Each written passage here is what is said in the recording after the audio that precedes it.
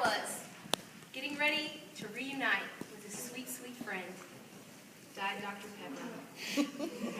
Man, I've missed you. 89 cents for a refill? Okay, no problem. 86, 87, 88, 88, 88. Okay. Don't panic, don't panic. I already started drinking out of it. It's really awkward. My debit card was left on the kitchen table because I was buying a new book off of Amazon. I didn't even have real pockets on these pants. I already cleaned the change out of my console in my car. What am I going to do? Then suddenly I saw it. My saving grace.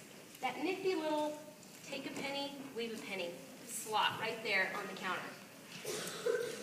My day was saved, and my Diet Dr. Pepper and I lived happily ever after. I don't tell you this story to talk about how much I do enjoy a nice Diet Dr. Pepper, but really to illustrate the fact that when you think about some things like pennies, they seem really insignificant until you actually need one. The same thing can be said when it comes to serving others. Everyone in this room, in this school, in this community